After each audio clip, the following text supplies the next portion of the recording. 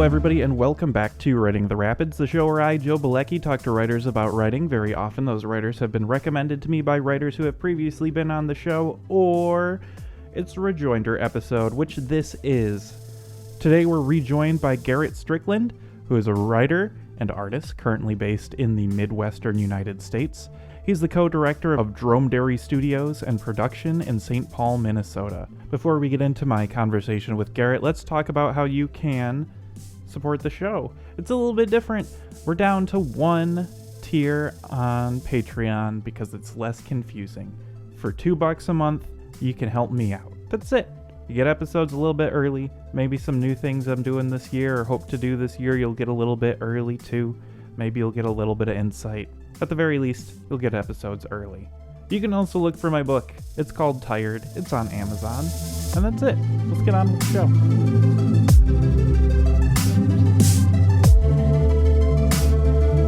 So, Garett, you wrote a book what doesn't have no words in it.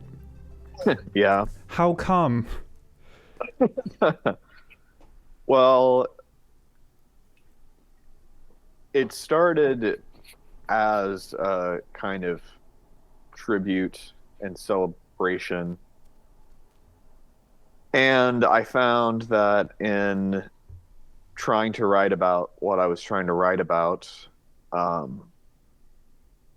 it didn't feel alive enough. I mean, the sort of words on a page thing that didn't really have this sort of it wasn't very dynamic, and it wasn't, I'm always kind of striving for this encounter that the audience has with the book object to feel as alive as possible. So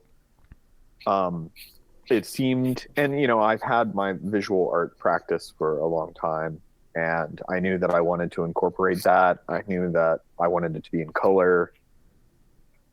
And honestly, I just, I had a nervous breakdown around the time that I was working on it. And I realized I had to drastically rethink what I wanted the book to be. So it was always going to have visual elements, but part of me felt like it was kind of a punk thing for me to do in a way, like where it was just like, fuck it, I'm not going to put any words in it. I mean, there are words in it, but mostly just the section titles. And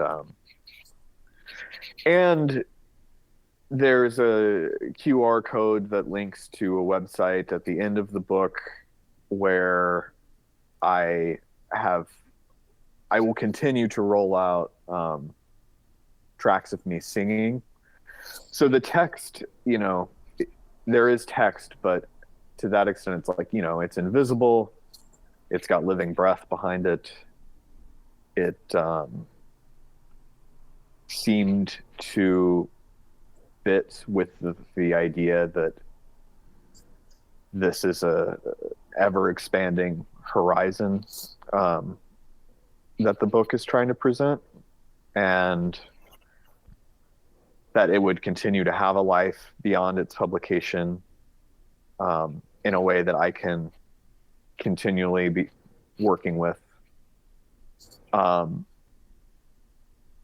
And the visual elements are also, I mean, I really like the idea that all of the work that I do is gestural in some way. And I feel like that materializes in a way that I like with this book. Because Angela, my previous book, talked a lot about mark making and sort of the philosophy of art making, of mark making. And so in a way, A Place Beyond sort of fulfills that book's thesis, I think. Yeah.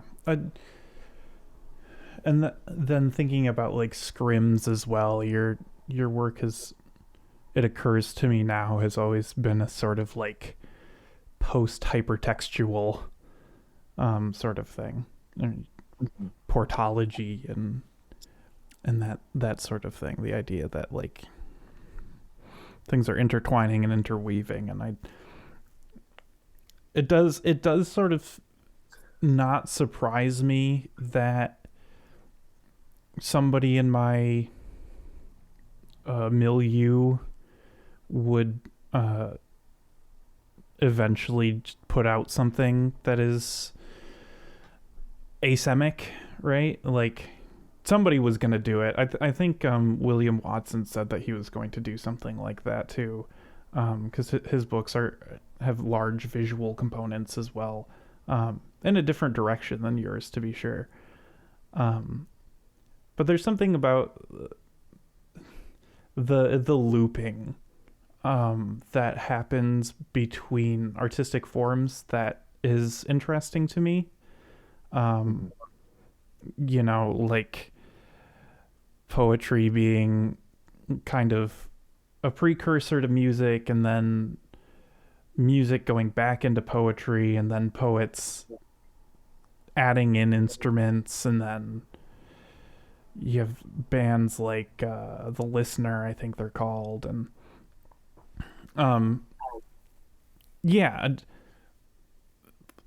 you know, it feels logical that this would have happened. And I've been aware of your visual stuff for a while too, following you on Instagram and stuff like that. I'm curious about the method you use, because there's like a consistency. Mm-hmm. Yeah, I think that when I first started doing visual art, it was very transparently, like for me, I was like, oh, I just want to get used to making marks, Mm-hmm. like affecting the world and my environment around me, and sort of participating in that. And um, more and more, I've looked to the origins of art, humans making art. And, there's an extent to which the most complex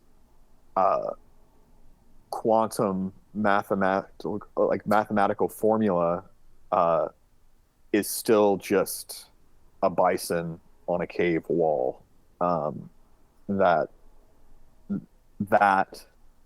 playing field is leveled, whether we like it or not, and you can kind of elevate what you're doing to some other place that maybe isn't as, atavistic or primordial in its impulses. Maybe atavistic isn't the word, but I think that I wanted to, the way that it comes out of me, the sort of mark making and the visual art is pretty automatic. I try to not use my brain. I mean, it's happening, Right. whether you're like, oh, I'm going to use my brain right now. Like, yeah, there's something that I wanted to shut off with it, if I'm involved in that kind of creative pursuit. And that's, I've been interested in trance states for a long time too. So it's just a kind of way of folding all those things together. Yeah, we talked a decent amount in our first recorded conversation about like Western esotericism. I think you're the person I can credit with turning me on to the Schwepp podcast. Oh, good. And So I kind of assumed that there was like that element to it when I first, followed you on Instagram afterward. Um, but it is interesting to me as I was reading through it, thinking about my flirtations with automatic writing or like deliberately asemic writing, how much more like geometric mine is, and how mine still very much kind of like follows left to right, top to bottom sort of thing. Mm-hmm. And one of the aspects of my personality, I think, that I talk about with my friends and my wife a lot, is the like inability to turn things off. And my biggest frustration is that I can't like become obsessive about something, because something else is always coming along.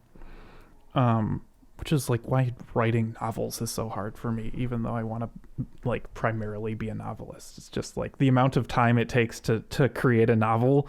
My brain like can't devote that much time to one idea. Yeah.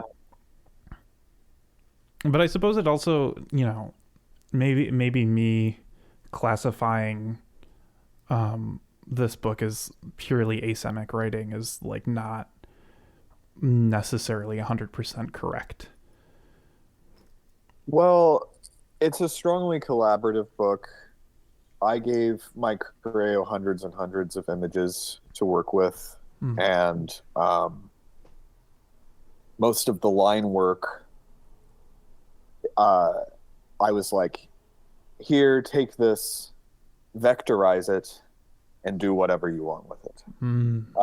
So change the orientation, change the scale, change the color. At some point, handing over the images, it ceased to be. But I got to, give. I was like, oh, I like this or I don't like this or whatever. Kind of make directorial decisions after that. But my involvement with it ceased at some point. Which was nice, but it was also hard. Like relinquishing control is always a difficult thing. So, but it was something that I was glad that I did, and that's part of the creative process of this book, because I think it's easy to despair in the face of having to deliver something that way, and not having final cut, so to speak. You spend all your time with this work or just with information in general, and then it's if it feels like it ceases to be yours, then sometimes that can be painful. But I think that being willful about it changes it. So I knew that just by virtue of the title of the book, A Place Beyond, that it was going to continue to have this kind of life, and that was just another stage in its production. It's easier for me to feel like it has an integrity of its own outside of my making for that reason. Yeah. Do you feel like this process has had you come away either like refreshed or re-energized or re-inspired about literature in general? Yeah. I think that I have a lot of ideas for a lot of different kinds of things. I know that I initially put a lot of pressure on myself with this book. And that was part of the reason that it was sort of a difficult thing to navigate, or the fact that it changed in my mind so dramatically. Um, but it's one of those things where now that it is an object, I, I'm always glad to move on to the next thing, I guess, Mm-hmm. because it's not because I'm fickle, but just because things take so long. Like I feel like the way that we interact with the world has sped up so much, and everything is accelerating all the time. And then you make something, and then, like, it doesn't matter what it is. You look at interviews with anybody, and it's like, so what's next? And it's almost like the thing doesn't count for anything except it being a way station from one thing to the next. And you know the body of work that an artist makes is fascinating, and I like reading across various works that way. So I understand being interested in what's next, but I think that there's just a lot of pressure to always be producing. Mm-hmm. And and I put that pressure on myself too, and then I can get sort of depressed if things aren't moving at the speed that I want them to. But nothing does really. So I just kind of tried to embrace the idea of slow time as being baked into the stuff that I'm making. Mm. Uh, but at the same time, I'm like, all right, I'm really excited for this next thing that I'm going to do. And then hopefully that'll go a little bit faster, because I think I would be happier if I didn't have to, like, this was something that I lived with for so long, that it's not like, oh, great. Like,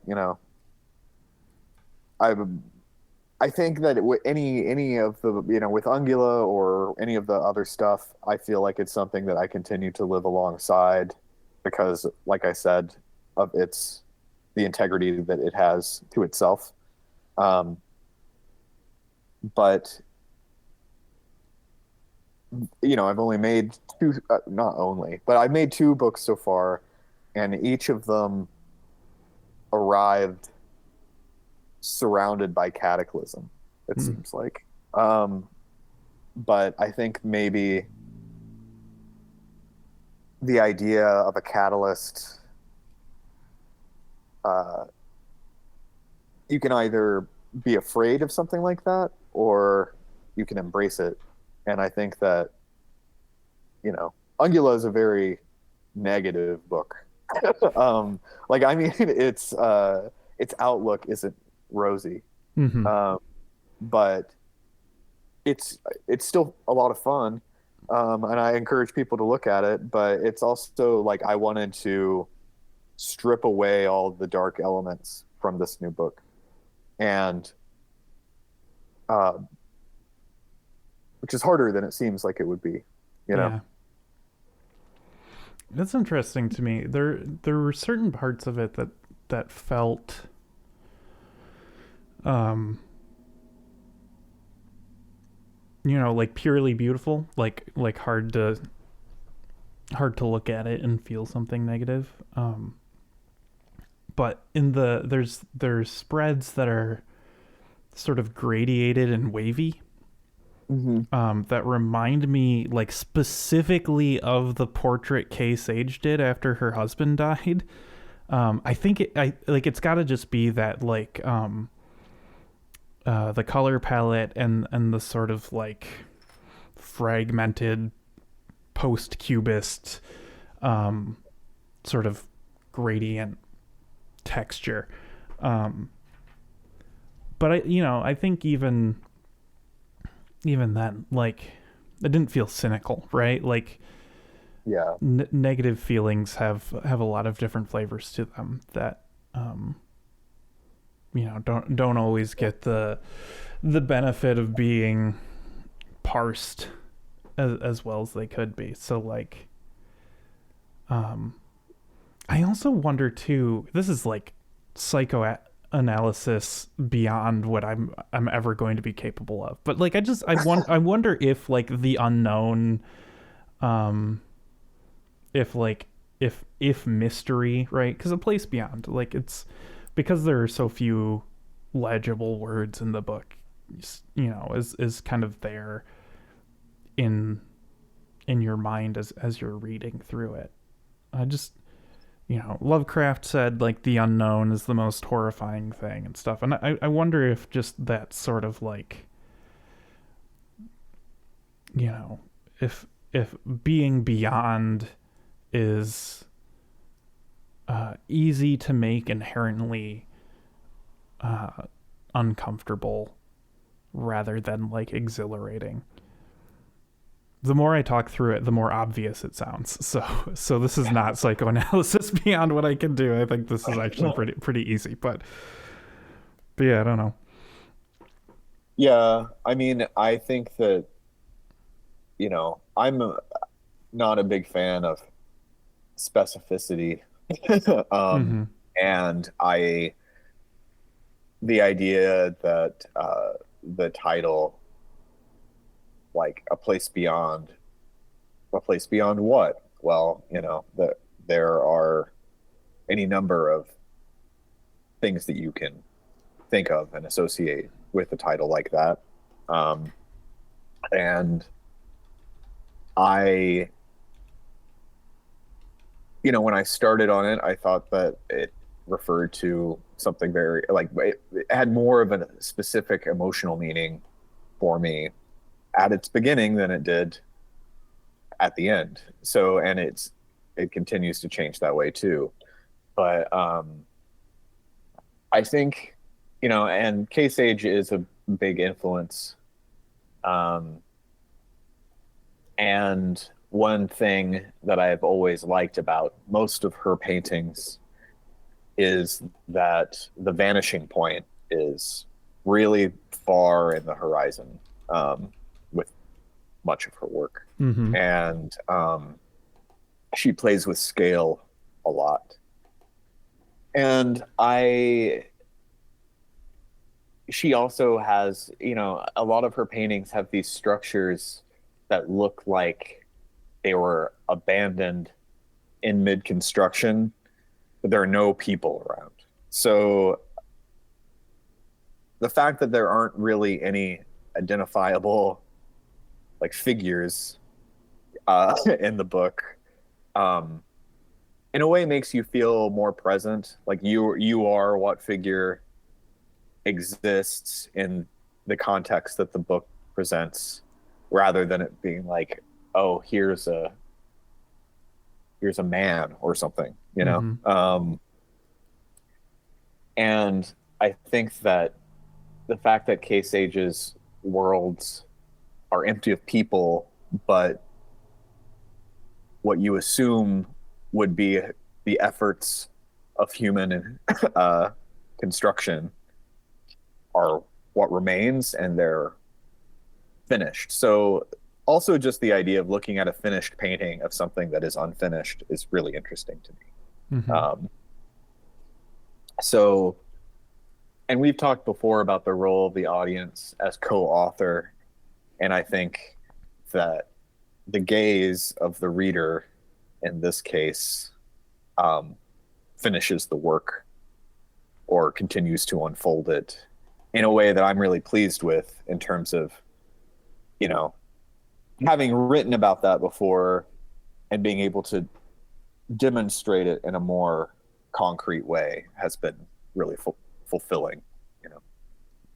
Yeah, that's another point I wanted to bring up, especially as you were talking about like the amount of time from conception to finished product that books tend to take. Is that your work feels like it really invites the reader to engage in that duration, with the QR code at the end, that will live on for who knows how long, and be added to for who knows how long. Um, and just the idea that you mentioned to me in an email after our first episode that Ungula has portals in it and tunnels, that like I appreciate that about your work, and I think that's one of the things that I kind of appreciate about surrealist paintings too, is that like they're really inviting you to explore what is there, beyond just kind of like pointing at it and being like, oh yes, the lighting on the subject's face is masterfully done. Yeah. Great job. You've taken something expressible and you've expressed it very well. Congratulations. The one of the draws of the surreal, I think, for me, is that like it is up to you to try to parse what's going on. And to that point too, there's spreads that feel very Jackson Pollock-esque, or at least like early Jackson Pollock, like pre-drip painting, too, where like because of the amount of writing that's on the page, it creates a depth, and then they're like interacting with each other too.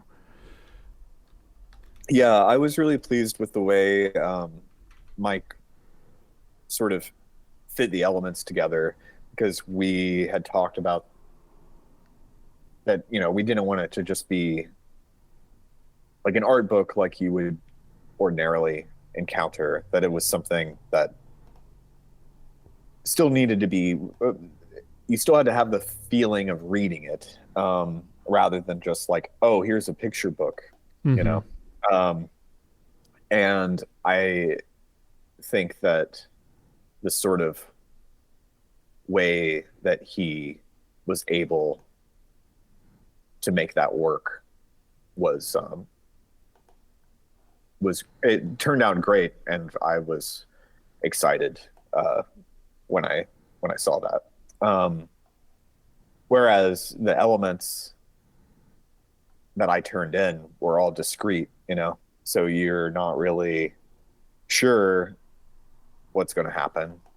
You're like, well, obviously there's a continuity because I made all this stuff and it happened in some kind of order, but I don't know, they're not dated, any of the pieces.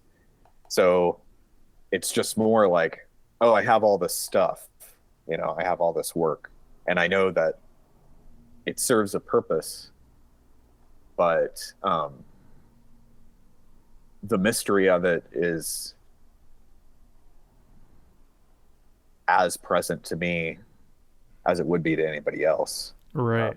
And then especially since you're handing it off to another person to do something with, right? Like it's already kind of an automatic thing you're doing, and then you're giving up agency at like several stages before it even gets to the reader. And in the age of death of the author, however much agency any of us have over our own work once other people are reading it is, very little anyway. So that's interesting that like, one of the things we're beyond is like beyond our own ability to have any sort of control over what's happening. Yeah, I was just thinking the other day, like, what if agency, like the very notion of agency was, was demiurgic. like agency is the blind idiot god or something, that we cling to it so much, and we hate the idea of not having it, and most people do act blindly in the way that they pursue their own agency. And I think it often can be very damaging. You would think that, like, you know, at least to like anything that you're clinging to that tightly is probably going to harm you in some way in the long run. So I think that the sort of relenting and relinquishing is important in the realization of good work.